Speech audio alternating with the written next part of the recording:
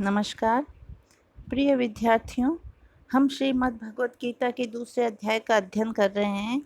हमने अब तक पढ़ा कि श्री कृष्ण अर्जुन को स्थित प्रज्ञ के लक्षण बतला रहे हैं।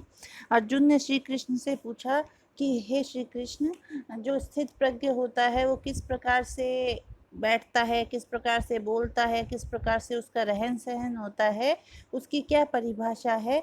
तो जब अर्जुन ने श्री कृष्ण से ऐसे पूछा तो उन्होंने उसके उत्तर में ये समझा रहे हैं श्री कृष्ण अर्जुन को कि स्थित प्रज्ञ किस प्रकार से होता है, उसके आचार विचार कैसा होता है। तो श्री कृष्ण कह रहे हैं कि जब व्यक्ति अपनी समस्त कामनाओं को त्याग कर देता है और कर्म से संतुष्ट होता है, आत्मा से ही आत्मा में संतुष्ट होता हुआ स्थित प्रज्ञ कहलाता है। दुख में जो दुखी नहीं होता, सुख में जो अधिक सुखी नहीं होता, दुख और सुख दोनों से जिसका मन उद्वेग रहित हो गया है, स्पृहा दूर हो गई है सुखों से, जिसकी राग भय और क्रोध नष्ट हो गए हैं, वह मुनि स्थित प्रज्ञ कहलाता है। जो सभी जगह स्नेह रहित है, शुभ अशुभ को प्राप्त होते हुए भी न प्रसन्न होता है न द्वेष करता है, उसकी बुद्धि स्थिर है।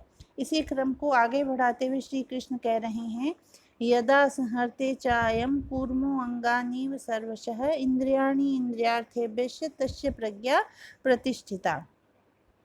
ये भी स्थित प्रज्ञ का ही लक्षण चल रहा है।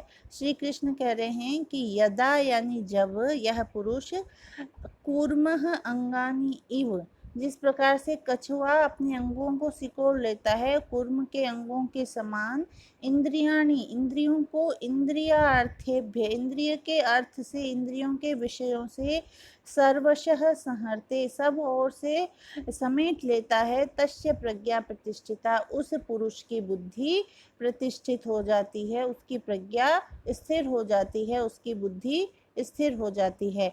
हम लोगों ने कछुआ कहीं ना कहीं देखा है, और जैसे ही उसको कोई खतरा या कुछ ऐसा महसूस होता है, आभास होता है, वो अपने अंगों को चारों ओर से समेट लेता है। तो कहते हैं उसी प्रकार हमारी इंद्रियां हैं जो विषयों की ओर उन्मुख हैं, सब विषयों की ओर आकृष्ट है और वह उनके रसों में एकदम लिप्त हो रही हैं। लेकिन जब पुरुष सब ओर से चारों तरफ से अपनी इंद्रियों को समेट लेता है, विषयों से अलग कर लेता है, जिस प्रकार से कछुआ अपने अंगों को समेट लेता है, तो फिर उस मनुष्य की बुद्धि स्थिर हो जाती है। यहाँ श्री कृष्ण ये कहना चाह रहे हैं कि इंद्रियों को वश में कर लेने से प्रज्ञा जाग उठती है और कर्म समाधि है वो सरलता से लग जाती है। तो जब तक इंद्रियां विषयों में लगी रहेगी, हमारा मन उनमें आसक्त रहेगा, हम उन्हीं का चिंतन करते रहेंगे और हम उस कर्म योग को प्राप्त नहीं कर पाएंगे जिसके माध्यम से हम उस परम तत्व तक पहुंच सकते हैं। तो श्री कृष्ण कह रहे हैं कि स्थित प्रज्ञ वह मनुष्य है जिसने समस्त विषयों से अपनी इंद्रियों को उसी प्रकार से समेट लिया है जिस प्रकार से कछुआ अपने अंगों को समेट लेता है। अगला श्लोक देखिए, विषया विनिवर्तन्ते निराहारस्य देहिनः रसवर्जम रसोऽप्यस्य परम दृष्ट्वा निवर्तते। यहाँ श्री कृष्ण कह रहे हैं कि निराहारस्य देहिनः विषया विनिवर्तन्ते, कि जो निराहारी मनुष्य है, पुरुष है, उसके विषया विनिवर्तन्ते, उसके विषय तो छूट जाते हैं। अस्य परम दृष्ट्वा रसः अपि निवर्तते, लेकिन अस्य इस स्थित प्रज्ञ मनुष्य का परम दृष्टवा उस परमात्मा का साक्षात्कार कर लेने से रसः अपि निवर्तते, रस भी छूट जाता है। जहाँ यहाँ श्री कृष्ण कह रहे हैं कि जो निराहारी मनुष्य है उसके विषय तो छूट जाते हैं लेकिन रस वर्जम, रस नहीं छूटता है। लेकिन जब उस परमात्मा का साक्षात्कार हो जाता है, उस परम तत्व का ज्ञान हो जाता है, तो रस भी छूट जाता है। अब अगर हम अपनी इंद्रियों को उनका जो भोजन है, उनके जो अर्थ हैं, जो उनके विषय हैं, उनकी ओर जाने नहीं देंगे, उनका निग्रह कर लेंगे, तो वह एक प्रकार से निराहारी है। तो उनके जो विषय तो छूट गए लेकिन उनका मन या उनका जो रस है वो उनकी ओर लगा हुआ है। वो चाहते ही तो हैं उस रस का पान करना, विषयों का उपभोग करना, लेकिन हम उन्हें उन विषयों का उपभोग करने नहीं दे रहे हैं, उनका निग्रह कर लिया है हमने। तो कह रहे हैं कि इस प्रकार से जो निराहारी है व्यक्ति, उसके विषय तो छूट गए, उसका भोजन तो छूट गया, लेकिन भोजन के प्रति जो लालसा थी, जो कामना थी, जो आसक्ति थी, जो रस था, वह नहीं छूटता है। लेकिन जब हम उस परमात्मा का, परम पिता से जब हमारा साक्षात्कार हो जाता है, उस परम तत्व का हमें ज्ञान हो जाता है, तो हमारा जो वो रस है, रस भी निवर्तते, रस भी छूट जाता है।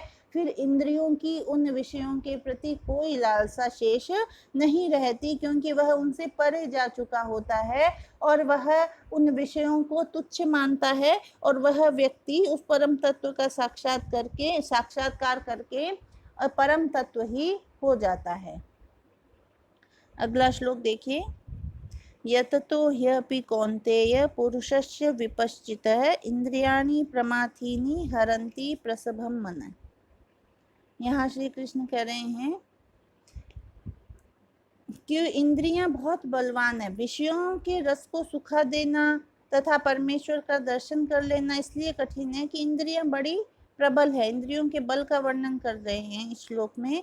श्री कृष्ण कह रहे हैं कि हे कौन्तेय, हे कुंती पुत्र अर्जुन, प्रमाथीनि इंद्रियाणि, प्रमथन स्वभाव वाली जो इंद्रियां हैं, यततः अपि, प्रयत्न करते हुए भी, विपश्चितः पुरुषस्य, विवेकी पुरुष के, मन को, प्रसभम हरंती, बलपूर्वक हरण कर लेती है, बलात् हर लेती है।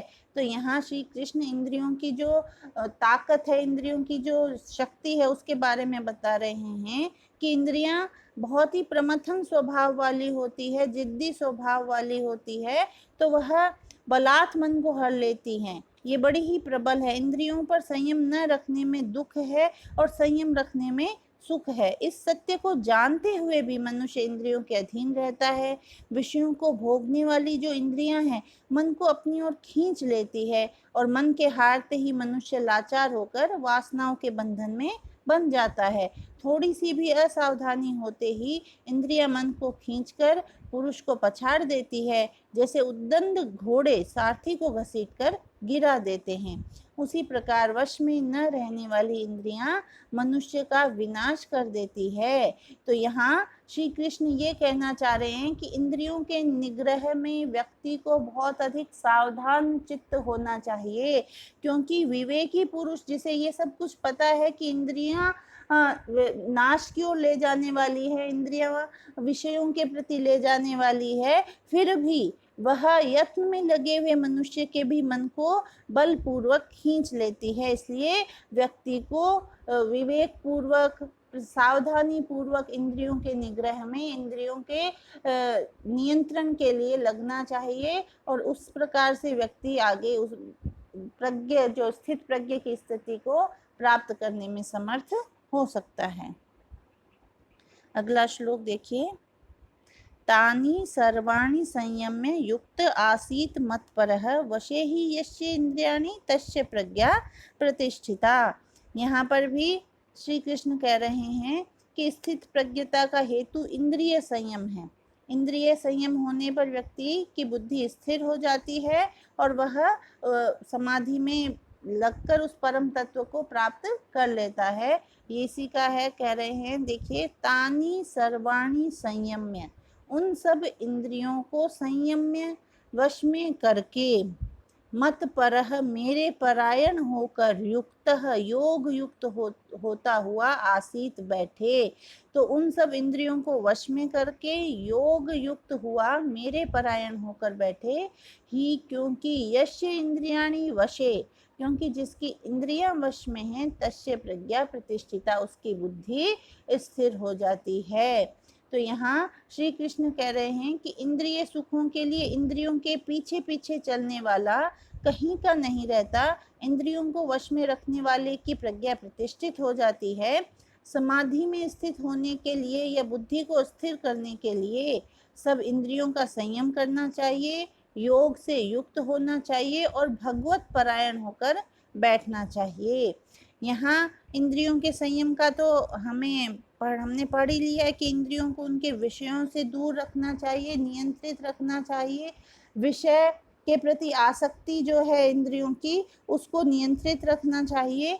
तो इस प्रकार से निरोध, जब विषयों से इंद्रियों का निरोध होगा, उनको विषयों को मन में प्रवेश करने का अवसर नहीं मिलेगा, तो निरोध से इंद्रियां वश में हो जाएगी। युक्त होना चाहिए। युक्त का अर्थ है परिपूर्ण होना, युक्ति पूर्वक कर्म करना। तिलक ने कहा है कि युक्त का अर्थ है योग से तैयार या बना हुआ। युक्त शब्द का अर्थ नियमित भी है।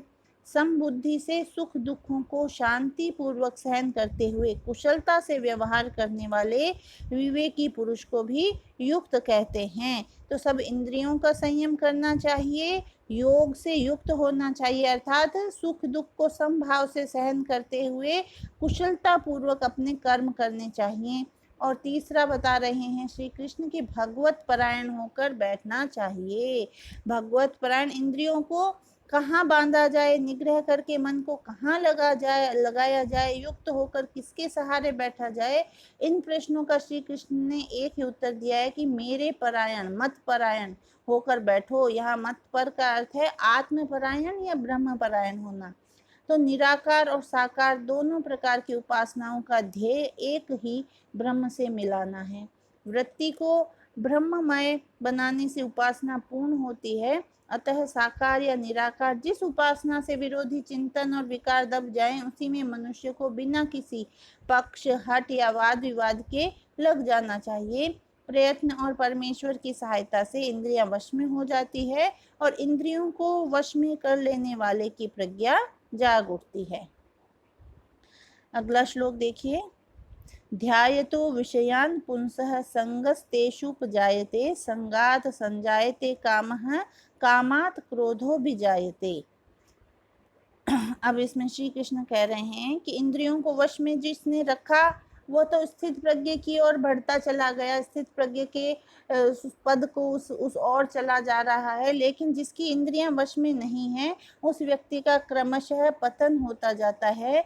इंद्रिय जय स्थित प्रज्ञ होने का निश्चित और निष्कंटक और पवित्र मार्ग है। इस मार्ग पर कहीं दुख, निराशा और भय नहीं है। इस मार्ग पे चलने वाला सदा सुखी रहता है। लेकिन जो विषयों की ओर जाने वाला मार्ग है, उस पर जो व्यक्ति चलता है वह क्रमशः नष्ट और भ्रष्ट होता चला जाता है। उसी का वर्णन इस श्लोक में करते हुए कह रहे हैं श्री कृष्ण कि विषयान ध्यायतः पुंसः तेषु संगः उपजायते। विषयान ध्यायतः, विषयों का चिंतन करने वाले पुंसः पुरुष की, तेषु उन विषयों में, संगः उपजायते आसक्ति हो जाती है। संगात कामः संजायते, संग से कामः कामना संजायते, कामना उत्पन्न हो जाती है। आसक्ति से कामना उत्पन्न होती है।